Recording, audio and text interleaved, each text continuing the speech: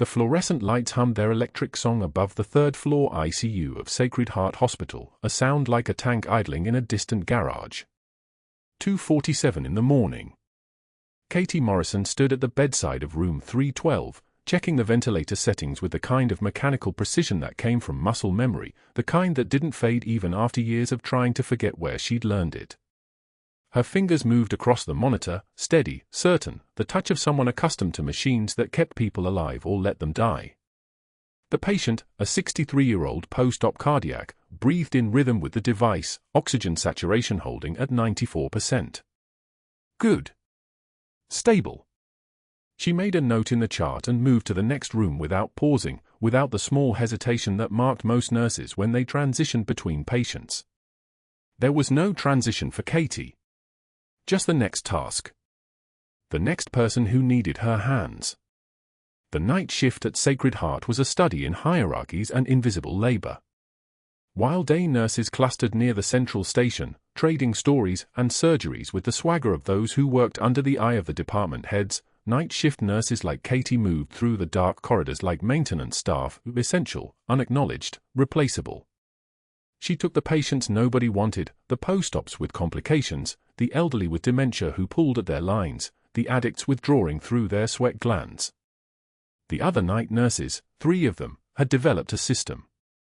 They arrived at 7 p.m., checked the assignments, and immediately began the work of delegating upward. Katie gets the hard one. Katie can handle the confused one. Katie's the strongest, so she takes the lift patients. By the time Katie clocked in at 11 p.m. for the night stretch, the assignment board had already been written, and her side always carried the weight.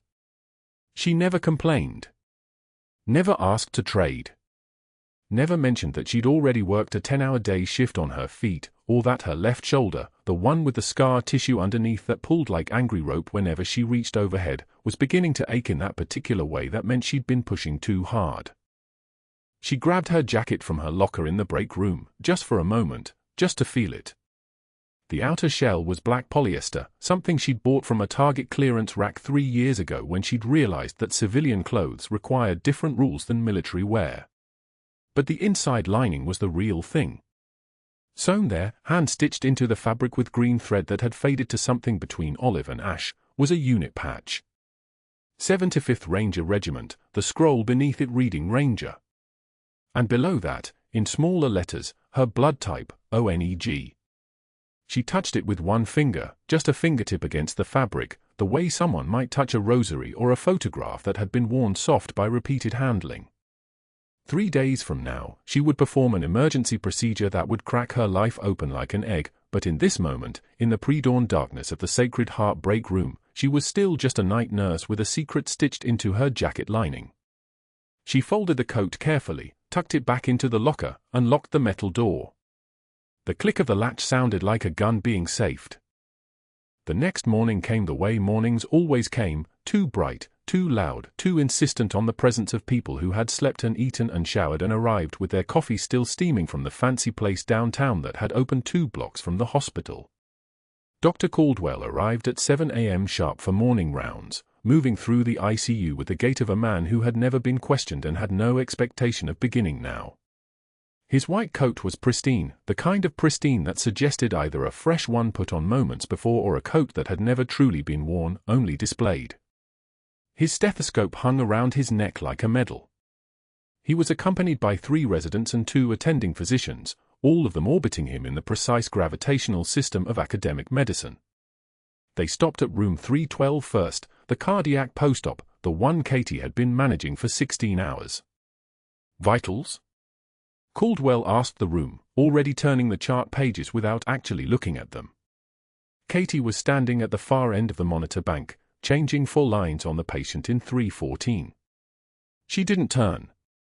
Stable since 0200 hours. O2 sat 94%, heart rate 68, blood pressure holding at 118/72. No dysrhythmias on the last strip. Responding well to post-op pain management. Caldwell didn't acknowledge her. He turned to the closest resident, a nervous-looking man named Patterson who had the posture of someone perpetually apologizing for existing.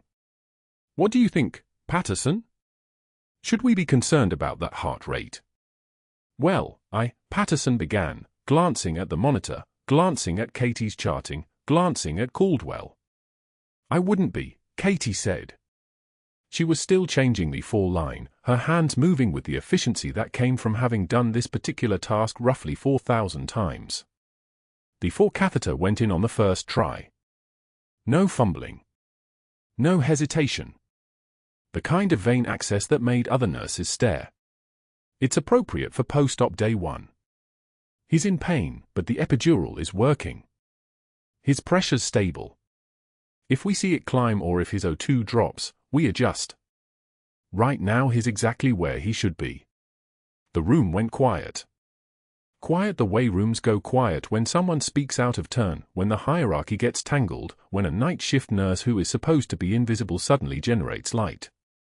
Caldwell turned slowly, and his eyes found her with the precision of a targeting system locking onto a heat signature. He was a handsome man in the way that men with power often are, his face arranged in configurations that suggested confidence, his jaw the kind that looked carved from something harder than bone. His presence had a weight to it, the kind that made the air pressure change, made people smaller just by existing in the same room. But his eyes were the most remarkable thing about him. They were the eyes of someone who had never been told no, and who had grown accustomed to assuming that the world was ordered exactly as it should be, with him at the top and everyone else arranged in descending rings of importance and usefulness. I appreciate the input, he said, his voice smooth as surgical steel, but I believe I was speaking to my resident. These are teaching rounds, not a forum for floor staff. Understood, Katie said. She finished securing the fall line and moved to the next patient without pause, without the defensive posture that the residents immediately adopted, pressing themselves against the walls as if they could reduce their volume by sheer force of will. Caldwell continued. He had already forgotten her. This was the thing about being invisible, it was both absolute and complete. The best thing about it was that when she spoke truth, people heard a voice with no authority behind it, a voice that could be dismissed like the sound of the ventilator or the beeping of the monitor. The worst thing about it was exactly the same. She checked the 4 lines on the patients in rooms 315 and 316, both of them recovering from vascular surgery, both of them stable, both of them assigned to her because they were the kind of patients that required constant vigilance and the kind of hands that didn't tremble when complications arrived. By the time Caldwell's entourage had finished rounds, a process that took just over 2 hours and never deviated from the established protocol, Katie had already managed 3 medication changes, called the attending cardiologist about a minor medication interaction, and prevented what could have been a serious complication in room 318 by noticing that a post-op patient's urine output had dropped below the acceptable threshold 30 seconds before the monitor alarmed. She never mentioned it. Never said, "This is why you listen to night shift nurses." Never said, "This is why you don't dismiss voices just because they come from the bottom of the hierarchy." She simply worked, the way she had worked in field hospitals in Helmand Province, the way she had worked in the combat support hospital at FOB Shank, the way she had learned to work in an environment where the difference between listening and not listening was the difference between someone going home or being carried home. Her hands had held human beings together while mortar fire drummed against the walls. Her hands had started fours by the light of a single headlamp while convoy dust settled in her hair. Her hands, scarred and steady and marked with the particular precision of someone trained in the violent act of keeping people alive under pressure, could start a line on a vein so collapsed that other nurses would need ultrasound and prayer. She took her lunch break in the supply closet like she always did. 12:15 in the afternoon. The other 3 night nurses were in the break room, which meant that the break room was a place where she didn't belong, a space that had been organized around her absence. She sat on a plastic stool between the boxes of gauze and the 4 catheter storage, eating a sandwich she'd made that morning, turkey, mustard, no mayo because mayo required a refrigerator and trust in the labels that other people wrote on containers, and drinking water from a bottle she'd brought from home. Through the supply closet door, she could hear them talking. Their voices carried the particular timbre of people who were not afraid of being overheard, who assumed that no one important was listening. Did you see how she jumped in during rounds? That was Michelle, one of the day nurses. Who does she think she is? She's been here, 3 years? That was Dr. Hassan's voice. He was one of the attending physicians, the kind of nice one who showed up in the break room and tried to bond with nurses over shared complaints about administration. I think she's got some kind of, I don't know, complex? Like she wants to prove something. Night shift nurse, someone else said. The voice was dismissive the way that certain truths are dismissive, the way that certain labels collapse entire human beings into categories that require no further consideration. Katie sat very still. She didn't move. Her hands didn't tremble. She had learned in Helmand Province, in those first months when she was learning how to be a major in an organization where most people didn't want to listen to a major with female hands and a female voice, that there was a particular power in stillness. In not defending. In not explaining. In letting people talk and reveal exactly what they believed about the world and where things belonged in it. She finished her sandwich. She drank her water. She waited until she was certain they had moved on, and then she threw away the container and returned to work. Back in the ICU, the afternoon shift was beginning to arrive. The energy changed. The light changed.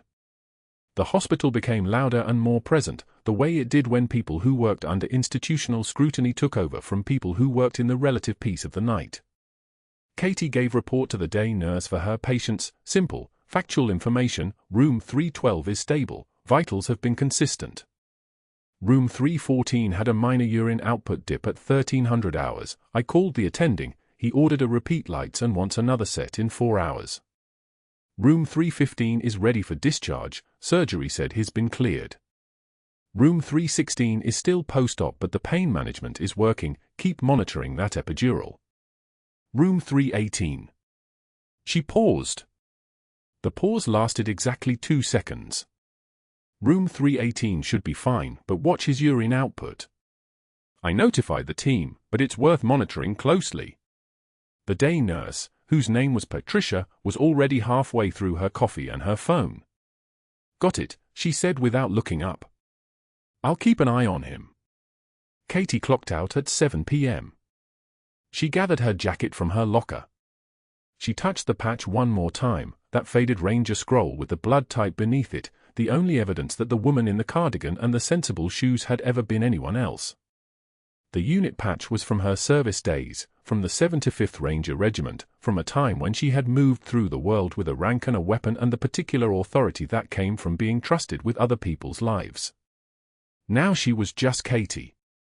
Just a night nurse. Just someone who took the hard patients and didn't complain, who spoke truth to the hierarchy and was dismissed for her trouble, who carried scars under her scrubs and kept her secret stitched into her jacket lining. But 3 days from now, everything would change. The morning rounds moved like a controlled current through the Sacred Heart ICU, Dr. Caldwell leading with the kind of presence that made air pressure change. His white coat was pristine, starched to knife edges, and the 2 residents trailing behind took notes like scribes documenting scripture. Katie stood at the medication cart restocking saline bags when she heard his voice, that particular tone, the one that turned medicine into theater. She moved toward Mr. Chen's room where Caldwell was already deep into his assessment, explaining the post-op protocol to the family gathered in the corner like an audience at a lecture. The patient's daughter held her father's hand. The son stood with arms crossed.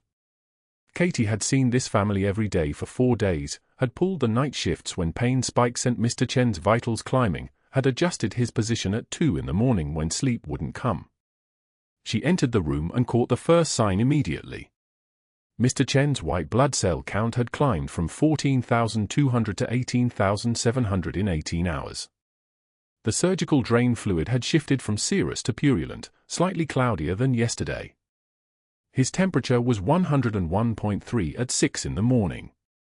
Sepsis didn't announce itself in a single dramatic moment, it whispered first, in numbers and subtle color changes and the way a patient's breathing shifted half a breath faster than before.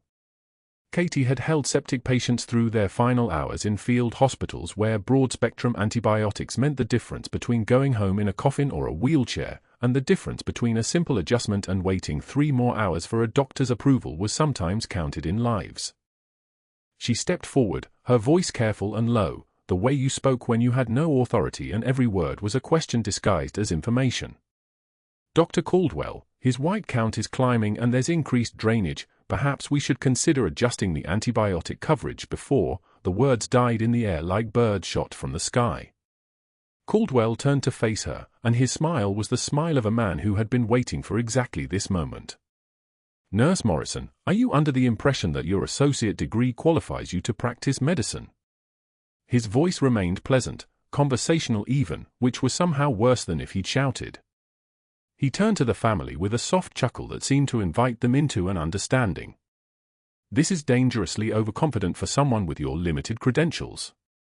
She means well, but this is exactly why we have doctors. He gestured back to Mr. Chen's chart as though Katie had never spoken, as though her presence in the room had been nothing but a momentary distraction. The daughter's eyes dropped. The son looked at his feet. Katie's jaw tightened, a single muscle contracting at the hinge, and she took one measured breath through her nose. She said nothing. She had learned long ago that the people who needed to humiliate you felt cheated when you didn't cry or argue or break. So she didn't. She simply stood there with her hand steady at her sides, her eyes forward, and let the silence sit like a stone between them. Caldwell moved on to the next patient. The residents followed. The family avoided looking at her as she turned to leave the room. By evening, Mr. Chen's temperature had climbed to 102.1. The break room the next day smelled like lukewarm coffee and microwaved curry. Katie pushed through the door at 13:13, her lunch, a sandwich she'd made that morning, turkey and mustard on wheat bread, wrapped in foil in her hands. 3 nurses sat at the table. Maria was mid-story about a road trip, Josh was laughing, Rebecca was scrolling through her phone. The moment Katie's presence registered, the energy in the room shifted like a light switch. Maria glanced at her phone. I should check on room for 12, she said, though her patient was stable and she'd checked him 20 minutes ago. Josh and Rebecca stood simultaneously, as though choreographed, gathering their food without a word. They didn't even look at Katie. They simply left, Maria first, then Josh, then Rebecca trailing behind like ducks following a wake. Katie sat alone at the table in a room that suddenly felt the size of a field hospital tent. The fluorescent panels overhead buzzed their electronic hum. She unwrapped her sandwich and stared at it without eating. One tear escaped, not from crying, but from the simple human physics of grief, the way water sometimes falls from eyes that haven't shed tears in 18 months. Her hand came up and she wiped the tear away with the back of her wrist, her eyes still fixed on the doorway where they'd left, her jaw still tight. The trembling wasn't fear. It was restraint. It was the feeling of holding down something massive and wild that wanted to break through the surface. That afternoon, she walked past the unit board on her way to medication cart rounds. The notice was printed on hospital letterhead, official and laminated and positioned exactly at eye level. Nurse Katie Morrison, written warning for insubordination and overstepping scope of practice. 2 residents stood reading it, their voices dropping to whispers the moment they saw her approaching.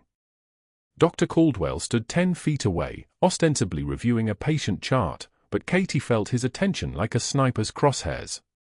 His eyes tracked her as she approached the board. She read every word. Every accusation. Every citation of policy violations. Then she turned and met his gaze directly. The room went dead silent. I've seen what happens when good people stay quiet, Doctor, Katie said, her voice pitched low enough that only he could hear, and the people within 5 feet of them. I won't make that mistake twice. She turned and walked toward the elevator, her movements precise and economical, the kind of movement that came from muscle memory instead of thought. Behind her, Caldwell's face had shifted from comfortable superiority to something sharper. She heard him moving before the elevator doors closed, heard him pulling his phone from his coat pocket. She didn't look back. She didn't need to. She could already see what was coming, the administrator's calls, the board members' favors being called in, the machinery of institutional power grinding forward to erase someone who had spoken when she shouldn't have, who had questioned when she should have deferred. By 1600 hours, Caldwell had made 3 phone calls. The next day began like all the others, medication passes at 6, rounds at 7, the steady rhythm of a hospital that ran on schedules and protocols and the 1,000 small decisions that kept people alive or let them die. Katie moved through her shift like a ghost, the other nurses navigating around her as though she might be contagious. She changed dressings. She documented vitals. She delivered medications with careful precision, every dose calculated to the microgram, every line checked twice because this was what she had, her competence, her attention, her refusal to let carelessness slip into her work. At 1447 hours, the ER radio crackled to life with a voice that cut through routine and turned everything urgent. Incoming trauma, Army Sergeant Torres, motorcycle versus truck at any 82nd and Division, critical injuries, multiple penetrating chest wounds, blood pressure 90 on palpation and dropping, ETA 3 minutes. Katie's hands paused on a medication cart. Just for a second. Just long enough for her fingers to register the information her ears had sent, for the old circuits in her brain to light up with recognition. A sergeant. Army. Chest trauma. She resumed her work, moving the cart, checking another patient's full line, but something had shifted in the air behind her ribs. Dr. Hayes, the trauma surgeon, was stuck in an operating room on the 3rd floor where a complicated aortic dissection was eating up minutes like a clock running backward. Dr. Patel, who'd been at Sacred Heart for exactly 6 weeks and 3 days, was the attending in the ER when Torres crashed through the doors on a stretcher, his uniform soaked dark with blood that hadn't stopped running. The ER nurses moved like they'd trained for this, which they had, but training and reality were sometimes galaxies apart. Katie heard the code blue overhead, room 4, trauma bay, and she was moving before her brain had time to catch up. She reached the ER to find the kind of organized chaos that was either poetry or violence depending on how you looked at it. Patel was calling for X-ray, nurses were pushing meds, the monitor was screaming its arrhythmia alert, and Torres was somewhere in the middle of it all, a man in an army combat uniform with a chest that barely rose and fell. Katie saw what the residents didn't. Deviated trachea. Neck veins distended like they might burst. Absent breath sounds on the left side, just silence where there should have been air moving. Tension pneumothorax. The lung had collapsed. Air was trapped between the lung and the chest wall, and with each breath Torres took, it was getting worse. A chest tube kit was being assembled. Patel was calling for supplies, but a chest tube would take for minutes to place and Torres had maybe 90 seconds before his blood pressure tanked past the point of no return. Katie's hand closed on a scalpel from the crash cart. The blade caught the overhead lights the same way it had in a field hospital in Helmand Province, where a morphine-addled private named Torres had been bleeding out from shrapnel and there hadn't been a surgeon for 30 miles and she'd been the only one with hands that didn't shake. Someone grabbed her arm. Katie, you can't, you're not, a resident, his name may be David, his voice high with panic. She was already moving. Her hand found the space between Torres's ribs at the 5th intercostal space, the anatomy as familiar as her own spine. The scalpel went in clean and precise, through skin and muscle and fascia, and the sound, that specific sound of air escaping under pressure, the hiss of a pressure valve releasing, told her immediately that she'd found the right pocket. Blood began to flow out, controlled and dark. His oxygen saturation on the monitor ticked upward. 84%. 87%. 92%. His blood pressure, which had been 65/40, began to climb. 70. 75. 80. The monitor's rhythm smoothed into something that resembled a heartbeat instead of electrical chaos. The room held its breath. Patel stood frozen. The residents looked like they'd witnessed something that violated the laws of physics. Katie stepped back from the stretcher, the scalpel still in her hand, and Dr. Patel's voice came back to life. Call Hayes. Tell him I need him down here stat. And get a chest tube kit ready. Page respiratory. The machinery of medicine shifted back into gear, the crisis moment that had lasted maybe 90 seconds now locked into the rearview mirror. Torres's eyes flickered open for just a moment, and his hand moved toward Katie's wrist. His lips formed a single word, barely audible over the monitor and the voices and the sound of equipment moving. Reaper. His voice cracked over the word like it had traveled across continents to reach her. Reaper 6. Katie's entire body went still. But that wasn't the worst part. The worst part happened in the hours after, when Dr. Hayes arrived and took over, when Torres was stable enough to move to surgery, when the controlled chaos of the ER settled back into something resembling routine. The worst part was what happened when Caldwell learned what she'd done. The ER at Sacred Heart didn't recognize the difference between ordinary chaos and the kind that killed people. By day 4, Katie had learned to hear the distinction in the cadence of the alarms, the steady beep of a patient monitor versus the sharp escalation when someone's body began its final rebellion. The morning shift started like every other, discharge paperwork piling on the front desk, a diabetic in Bay 3 requiring a foot ulcer dressing change, an elderly woman in Bay 7 who'd fallen and insisted she was fine despite obvious internal bleeding. Katie moved between them with the same quiet efficiency she'd perfected over years of taking cases nobody else wanted. The fluorescent lights cast everything in a sickly white that made bruises look darker and blood look darker still.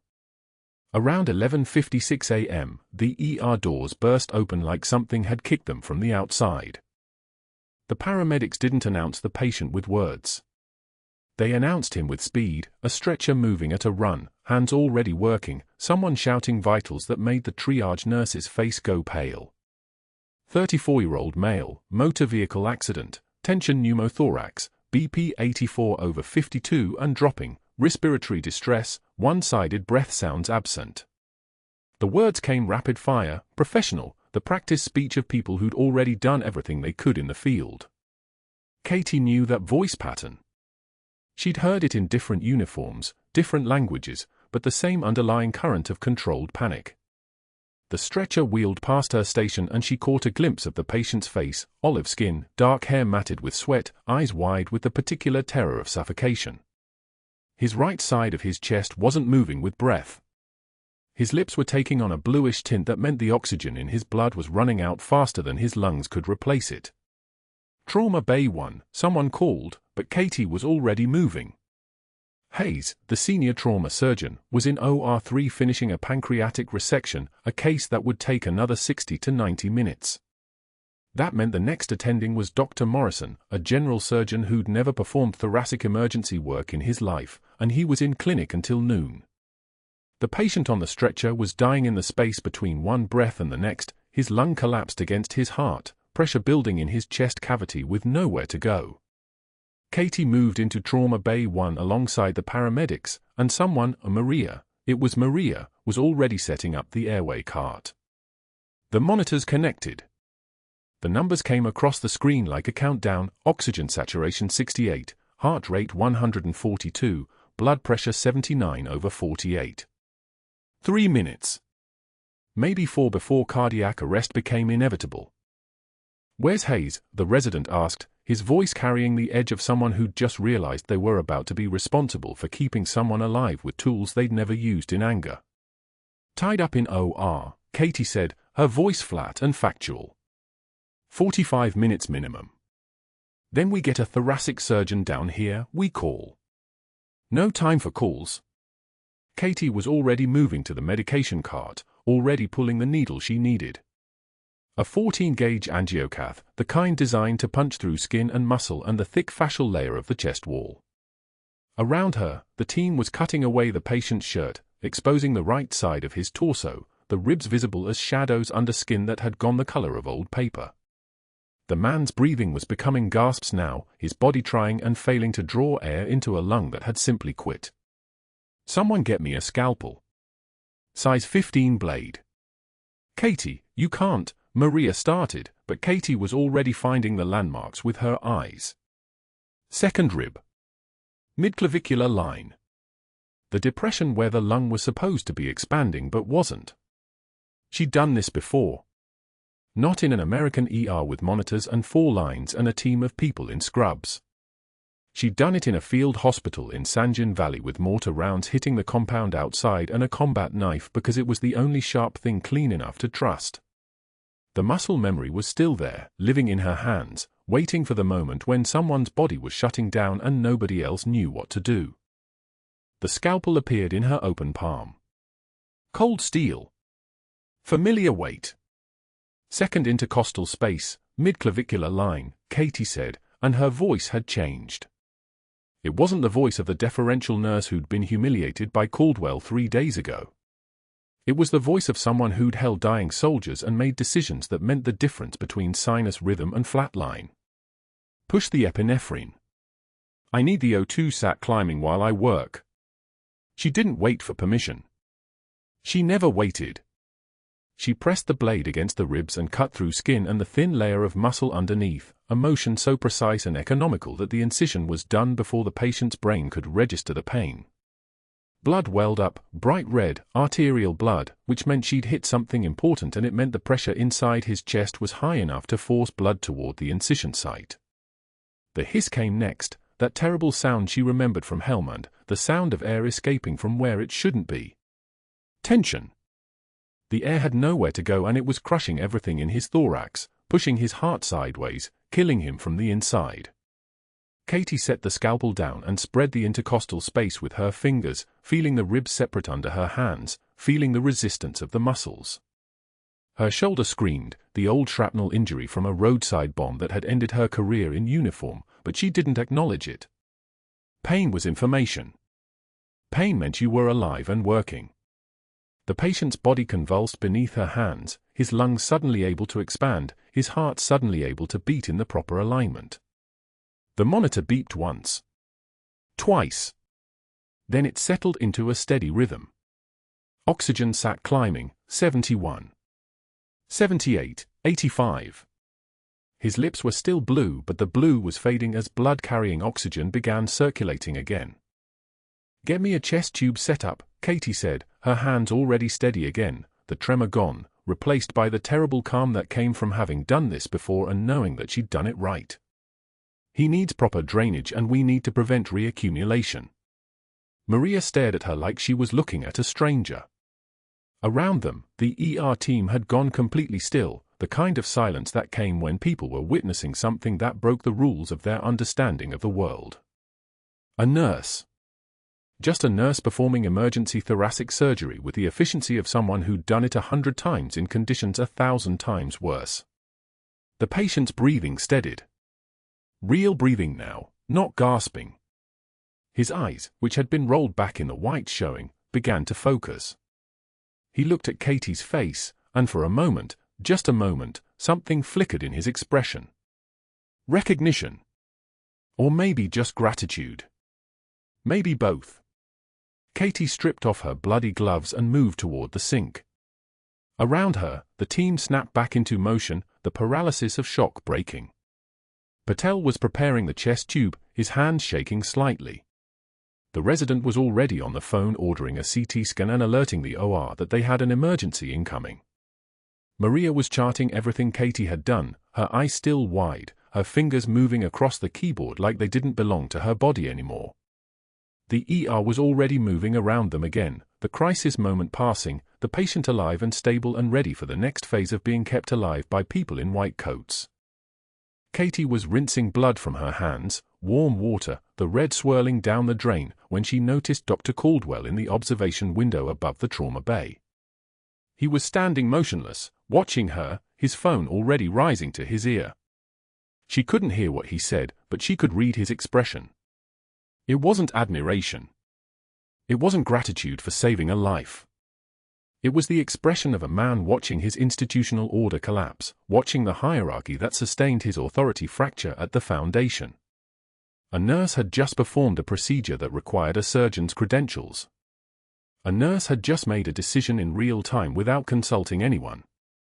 A nurse had just proven that she had knowledge and capability that existed outside the chain of command that kept her in her place. By the time Katie finished washing the blood from her hands and arms, dried herself on paper towels that felt like tissue paper, Caldwell was already gone from the window. She could guess where he was. On a phone. Talking to people who mattered more than nurses ever would, administrators and board members and people whose position depended on maintaining the idea that doctors were infallible and nurses were merely the hands that executed orders. She didn't need to hear the conversation to know what he was saying. Liability. Unauthorized procedure. Practice of medicine without a license. Endangerment. All the legal words that made something that had saved a life sound like a crime. But that wasn't the worst part. The worst part was that she'd known, the moment she picked up that scalpel, exactly what she was choosing. She'd chosen saving a life over keeping her job. She'd chosen doing what was right over staying quiet. She'd chosen to be the person she actually was instead of the person everyone thought she was. And now she had to live with the consequences of that choice walking toward her like an incoming storm. Maria appeared at her shoulder, her face still pale. "What did you just do?" she whispered. Katie didn't answer. She was watching the corridor where Caldwell had disappeared, already knowing that the call was being made, already knowing that by this evening, security would be checking her employment status. She thought about the unit patch inside her jacket lining, the faded fabric with its insignia that represented a version of herself that was supposed to be dead. She thought about the soldiers whose names she couldn't say out loud because saying them meant remembering the ones whose names were carved in stone. She thought about Torres, who was going to live now because she'd made a choice that would cost her everything. Dr. Caldwell's phone call came at 14:44. He was in his office on the 3rd floor, the one with mahogany furniture and windows overlooking the Willamette River, when he picked up the line to the hospital administrator and made his case with the precision of a man who had spent 20 years building institutions in his favor. 2 board members were on speakerphone. Their names mattered less than their debt to him. "Gentlemen," Caldwell began, his voice steady as a surgeon's hand, "what happened in Trauma Bay for this afternoon was an unauthorized medical procedure performed by a registered nurse with no physician oversight. That nurse, Katie Morrison, inserted a surgical scalpel into a patient's thoracic cavity and performed an emergency thoracotomy without an attending surgeon present. That's practicing medicine without a license. That's endangerment. That's grounds for immediate termination and possible criminal charges." The administrator cleared his throat. He was new, only 8 months in the position, which made him pliable. "Dr. Caldwell, she did save the patient's life." "She broke every protocol in the surgical handbook," Caldwell interrupted, his tone the same one he used when he wanted residents to understand the hierarchy without being told twice. "If we allow this precedent, we're saying any nurse with medical instincts can pick up a scalpel. We're saying Sacred Heart tolerates cowboys. We're saying we have no standards." He paused. The silence was a tool. He used it like a weapon. "I need her gone before the evening shift. Before word spreads. Before liability eats us alive." One of the board members, a man whose construction company had benefited from hospital zoning decisions Caldwell had influenced, spoke carefully. "What's the legal exposure if she did save his life?" "Irrelevant," Caldwell said. The action was still unauthorized. Good outcome doesn't mean good protocol. We terminate for cause, document it thoroughly, and frame it as protecting patients from rogue actors. She gets security walked out. No references. No severance negotiation. His fingers drummed the mahogany desk, tap, tap, tap, a rhythm like a countdown. "Gentlemen, I've built Sacred Heart's reputation on hierarchy and standards. If I let a night shift nurse rewrite the rulebook, I'm announcing to every credential-happy nurse in Portland that they can improvise emergency procedures with impunity. That cannot happen." The board members exchanged words Caldwell couldn't hear through the speakerphone. But he already knew the answer. They always did. He had shaped the institutional machinery too carefully. He had made himself essential to their comfort. Within 30 seconds, the administrator came back on the line. "We'll draft the termination letter. Security can escort her out by 18:30. Caldwell smiled. It was not a warm expression. "Excellent. Make sure the note cites gross violation of protocols and practicing medicine without a license. Make sure it's final. Make sure she knows she'll never work in this hospital system again." He hung up without saying goodbye. At 18:13, Katie was checking the 4 line on a post-op patient in bed 3 of the ICU when she saw them coming, 2 security guards in Navy uniforms, the hospital administrator with papers in his hands, and the HR director whose name Katie had never bothered to learn. The administrator's eyes were fixed on the patient monitor rather than on her face. That was when Katie understood. Security doesn't come to the ICU to congratulate anyone. Katie, can you step into the conference room? His voice had the careful distance of someone delivering bad news to a stranger. She finished setting the four-drip, checked the flow rate, made a notation on the chart.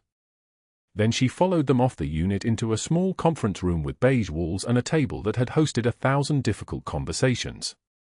The termination letter was already printed. She could see her name on it from across the table. Gross violation of protocols. Practicing medicine without license. Immediate termination for cause. Security escort required. Katie, I want you to know that you saved Sergeant Torres's life, the administrator began, which is how she understood he was going to destroy hers. That's not in question.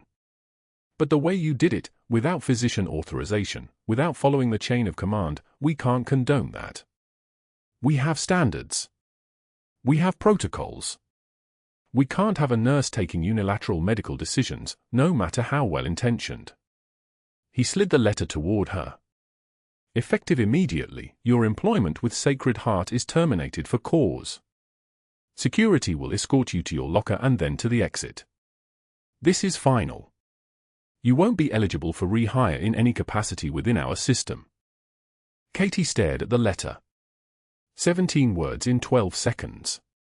That was how long they took to unmake her. She could have told them the truth. She could have walked out of that room and said the words that lived in her jacket lining, sewn into the faded unit patch inside the pocket, words like Helm and Province and Bronze Star and Major Katie Morrison. She could have explained that a combat knife and a field thoracotomy were the same procedure whether you were doing them in a tent with shrapnel raining down or in a trauma bay with fluorescent lights overhead. She could have named the soldiers whose lives she'd saved with hands that now shook like she was afraid of something, which she wasn't, which had never been the problem. The problem was remembering. Talking about her service meant reliving the faces of the ones she couldn't save.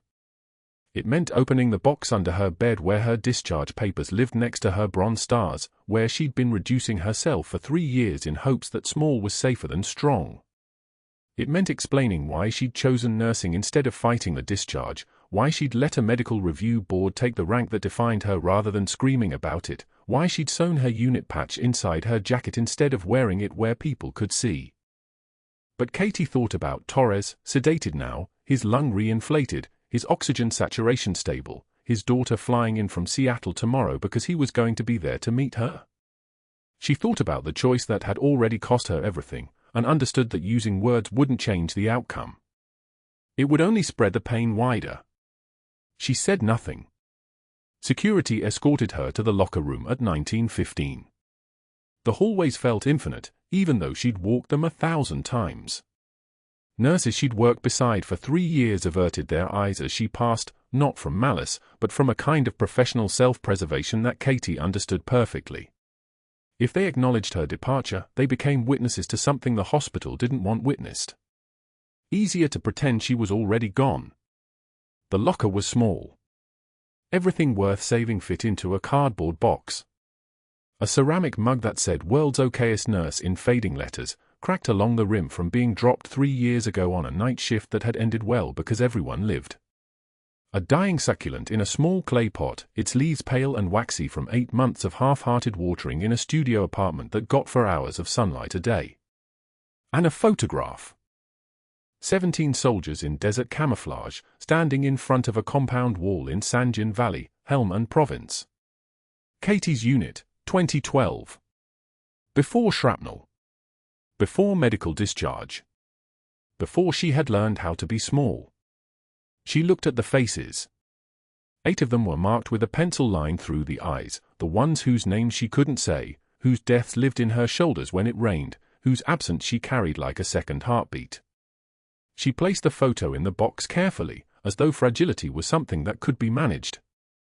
Security walked her to the exit. Rain hammered Portland streets in the way it does in November, not mist, not drizzle, but a full assault of water that soaked through everything it touched. Katie stood at the bus stop with the cardboard box pressed against her chest, rain bleeding through the cardboard bottom, her military ID in a pocket of a civilian jacket, her discharge papers at home in a desk drawer she never opened. A bus pulled up with a hiss of hydraulics. She didn't raise her hand to flag it. Another came 20 minutes later, and she watched it pass without moving. The succulent tipped sideways in the box. Dirt spilled across the photograph of her unit, across the faces of the ones who came home, across the faces marked with pencil lines. Her phone buzzed with texts. Her phone buzzed with calls. She didn't check either one.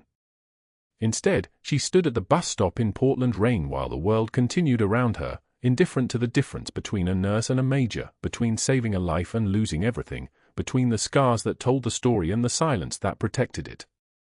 3 days passed in a studio apartment that smelled like instant ramen and regret. Katie sat on the bed without sleeping. She didn't open the discharge papers. She didn't contact the Army's Medical Review Board. She didn't call the women she'd served with, the ones who'd lost limbs and still served, who might understand. Instead, she watched the walls and thought about Torres, sedated in that ICU, his daughter Jessica flying in from Seattle, and understood that the choice she'd made, the one that cost her everything, was the only choice she could have made. Which meant either the cost was worth paying, or she had destroyed herself for nothing. That was the moment her phone rang. An unfamiliar number. Sacred Heart's main line flashing across the screen at 19:13 on day 3 after the firing. Katie stared at it for 4 rings before answering. The administrator's voice came through shaking. "Katie, I need you to come back immediately. Sergeant Torres is awake and he's asking for you by name. He won't calm down until he sees you. He keeps saying something, a word, I don't know what it means. Reaper something. Reaper 6. Does that mean anything to you?" The rain had started again. It drummed against the window of Katie's apartment like a signal she'd been waiting to receive. She was moving before the administrator finished speaking, pulling her jacket on, walking down the stairs into the night, because Torres had seen something in her that she thought she'd buried, and if he was asking for her, if he was using that name, then the small, quiet version of Katie Morrison had already been exposed. She had nothing left to lose by becoming herself again. The administrator's voice came through Katie's phone at 19:22, trembling like a man who'd just realized he'd been standing on the wrong side of history. "Katie, I'm begging you to come back. Right now. Sergeant Torres is asking for you. He's asking for you by name, and the name he's using, we need you here." Katie didn't ask questions. She was moving before he finished speaking, pulling her jacket on, walking down the rain-slicked Portland streets toward Sacred Heart, the faded unit patch sewn inside that jacket lining suddenly heavier than it had been in 6 months. The elevator hummed its mechanical sigh as she rose to the 4th floor ICU. Her hands were steady. Her breathing measured. The timid nurse was gone now. There was only the soldier moving through corridors she'd walked 1,000 times, now walking them as someone else entirely. The fluorescent lights flickered overhead like distant muzzle flashes. She could hear her boots on the tile floor. Boots that used to carry her through Helmand Province, past checkpoints and through villages where the word Reaper made fighters scatter like startled birds. Torres's room door was closed. Katie pressed her palm against the cool surface and entered. He was propped on pillows, chest wrapped in clean white gauze that would need changing in 4 hours, his left lung re-inflated and holding. His eyes moved toward the door and found her. His jaw clenched. And then, so quietly it nearly disappeared in the soft beeping of monitors, he whispered, "Reaper 6. The room seemed to contract. Katie felt the name settle on her like a uniform she'd taken off 6 years ago and now was wearing again whether she wanted to or not. His daughter stood abruptly from the chair beside his bed, a file folder trembling in her hands. "You're her. You're actually her." She opened the folder with shaking fingers, and Katie could see the Army letterhead from 6 feet away, the official military service records that had been sealed in a discharge file marked medical separation. "My father's been telling me his whole life about the officer who held his position for 6 hours, the daughter said, her voice cracking. 6 hours during the assault on the compound. When Private Torres was hit, when he was bleeding out, when the rest of his squad was pinned down and couldn't reach him. He said there was this woman major, who dropped into the position with a combat medic kit and a rifle and held that ground alone until the extraction bird came. He said if she hadn't been there, if she hadn't understood how to apply battlefield pressure when civilian medicine was hours away, he would have died on that roof in 2016. She lowered the folder. "You're Major Katie Morrison. It says so right here. 2 Bronze Stars. A Purple Heart. Combat medical certification beyond anything Sacred Heart even requires." Katie's voice, when it came, was the voice of someone who'd learned long ago that words were less important than presence. "You should rest. Your father needs." "The security team is still here," Torres said. His voice was stronger now, the morphine not enough to dull his focus. "They're in the hallway. You need to talk to them. They need to know." The hallway outside was crowded with people who shouldn't have been there. Hospital administrators in blazers. Board members. And a man in navy dress whites with captain's bars and the kind of presence that made the air pressure change. He stepped forward, and Katie recognized him immediately, not from name, but from the photo taped inside the unit patch. Shadow 6. Her old spotter. Promoted past captain years ago, now working in liaison with JSOC. "Major Morrison," he said, and the formal address cracked something open in her chest that she'd sealed shut since Helmand. "I'm Captain James Mercer. Your former team. I'm here to address some confusion about your credentials and your character." He turned to the hospital administrators and board members gathered like pallbearers. "Major Morrison holds 2 Bronze Stars for valor. Purple Heart for injury sustained in combat. She's authorized to perform emergency surgical procedures that most civilian trauma surgeons aren't qualified to attempt. She saved 17 lives in active combat, including mine." He looked directly at the CEO. "She saved Sergeant Torres because that's what she does. That's what she's always done.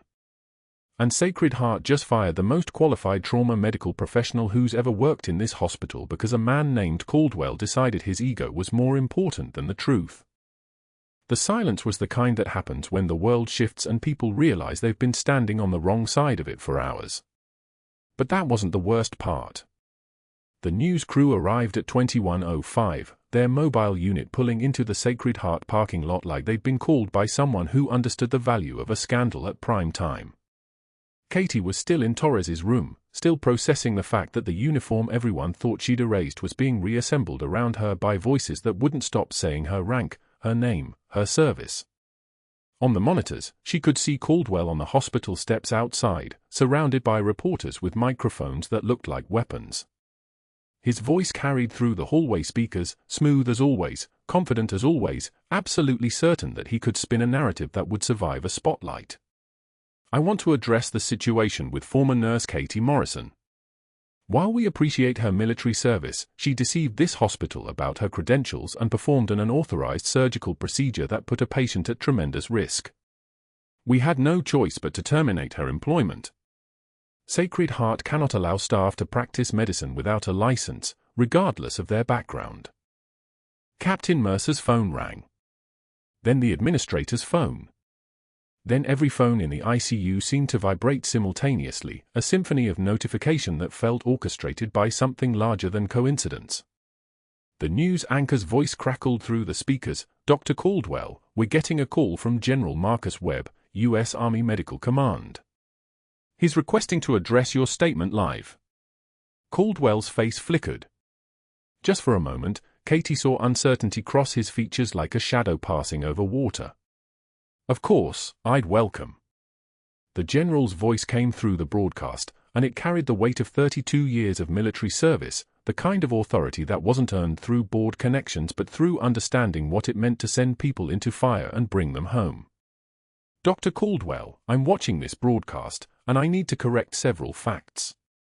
Major Katie Morrison is one of the most decorated medical professionals in Army history. Her procedures save lives.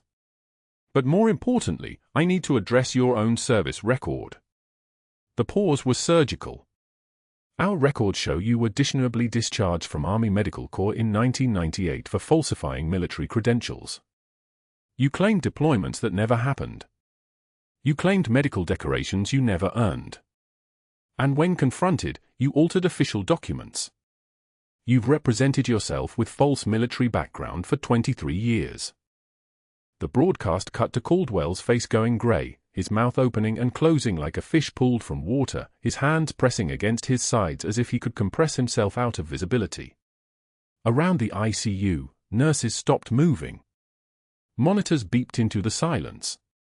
Katie watched through the window as the camera caught the exact moment his authority evaporated, the moment everyone watching understood that he'd spent 2 decades building a career on lies while standing in judgment of others.